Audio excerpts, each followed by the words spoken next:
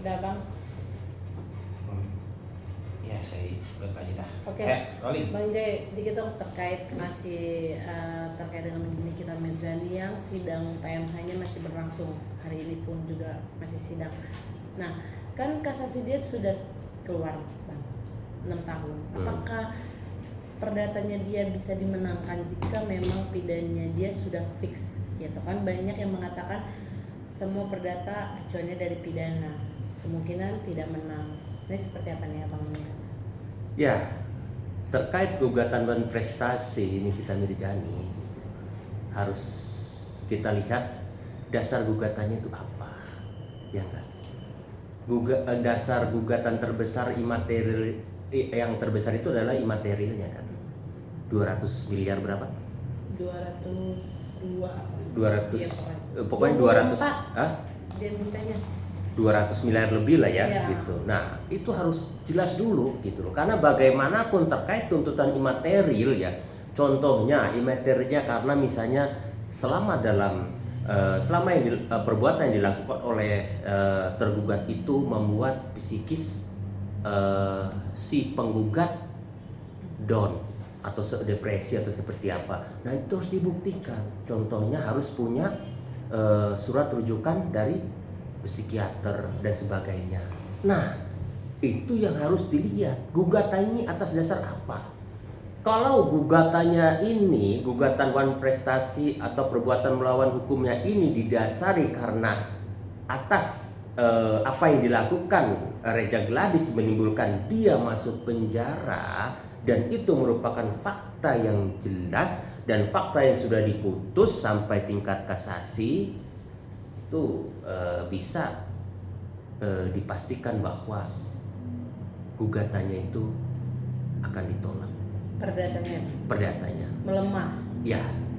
Tuh. Karena bagaimanapun dasar yang dia lakukan itu mengacu pada perbuatan Reja Gladys sehingga menimbulkan dia masuk penjara. Kalau saya lihat seperti itu, iya nggak?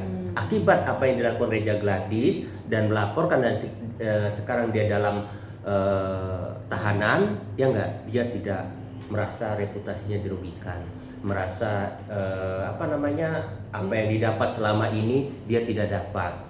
Kalau saya lihat seperti itu, karena tidak ada gugatan imaterial yang didasari atas hal lain, ya enggak.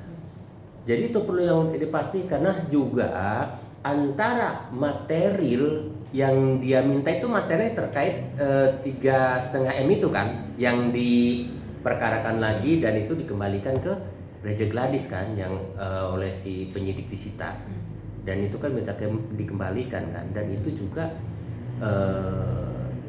kurang kuat dasarnya, karena bagaimanapun uang itu kan siogia itu milik Reja Gladys, bukan murni milik Nikita Mirzani. Jadi kalau menurut saya apa yang dilakukan oleh Nikita Mirzani terkait gugatan infrasi itu kabur.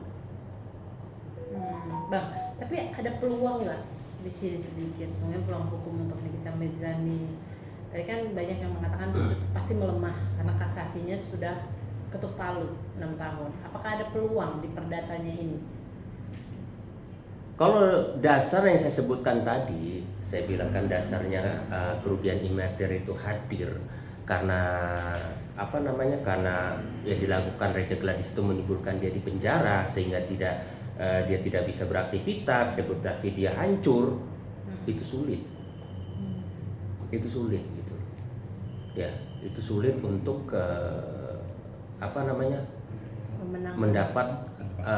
mendapat putusan dikabulkan oleh pengadilan, karena jelas dasar gugatannya itu sudah tidak kuat ya.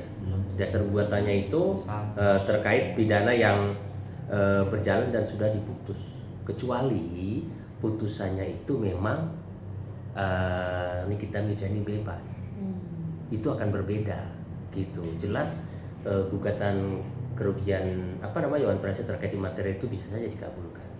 Oke, Bang, menurut apa langkah Niki sebenarnya seharusnya seperti apa sih? Karena ini panjang juga ya, walaupun pidana kasasinya ini sudah ketuk palu. malah dia memperpanjangkan dan memperjuangkan di perdata ini. Seperti apa nih Bang? Ya jelaskan awal-awalnya ini terkait masalah ini kan terkait masalah skincare, ya enggak? Masalah skincare yang dibeli oleh Nikita Mirzani yang dianggap itu berbahaya, betul kan? Seperti itu kan? Yang dianggap mengandung bahan-bahan yang tidak cocok untuk wajah. Harusnya inilah yang diperdalam, yang dilakukan. Kalau emang dengan dasar pembelian itu apalagi sudah digunakan merusak diri, itu bisa dilakukan gugatan. Itu bisa bahkan dilakukan pelaporan terkait pidananya bahwa produk ini berbahaya. Samplingnya apa? Wajah saya rusak. Atau ada pihak lain, lain yang memang setelah menggunakan itu wajahnya rusak. Itu harusnya diperdalam. Ini kan awal permasalahannya kan terkait produk.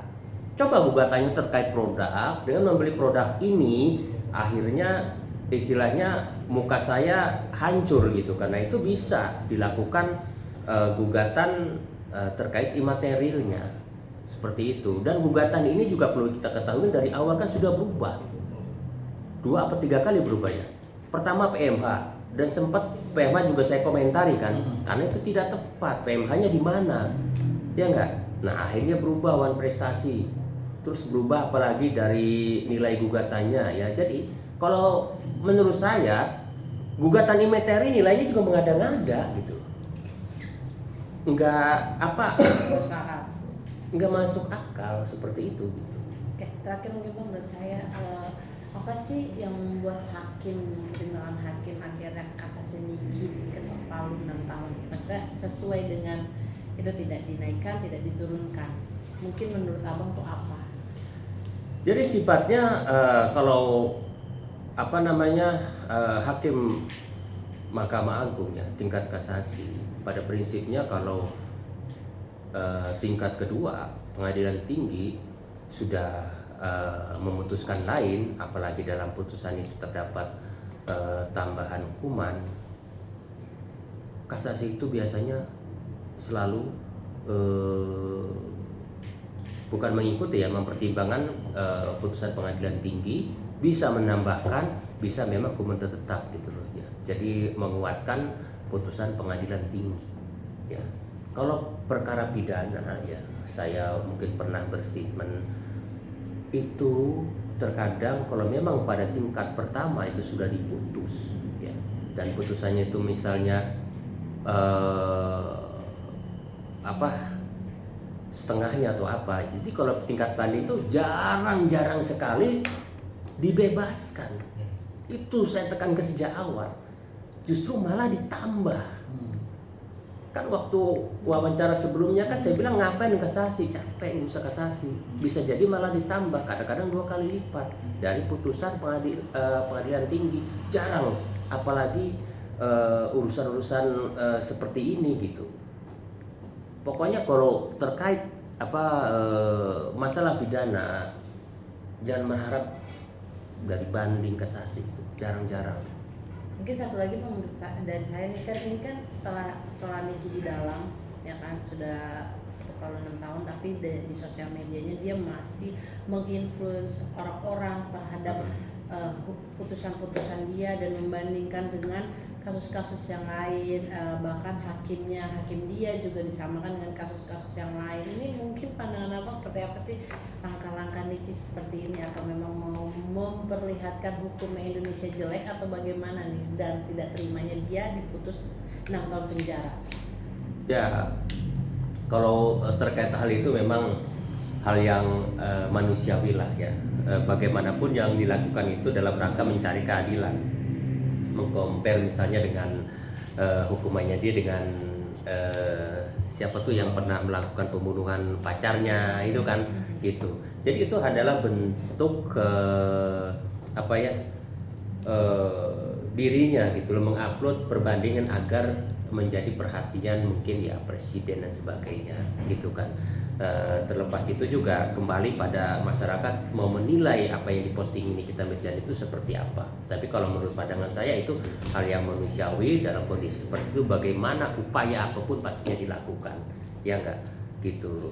Cuma tetap saya berpesan apapun langkah yang dilakukan itu harus benar-benar matang dan harus benar-benar dipikirkan agar tidak menimbulkan dampak lain gitu loh, dampak hukum maupun dampak sosial seperti itu. Oke, terima kasih Bang. Seperti itu ya.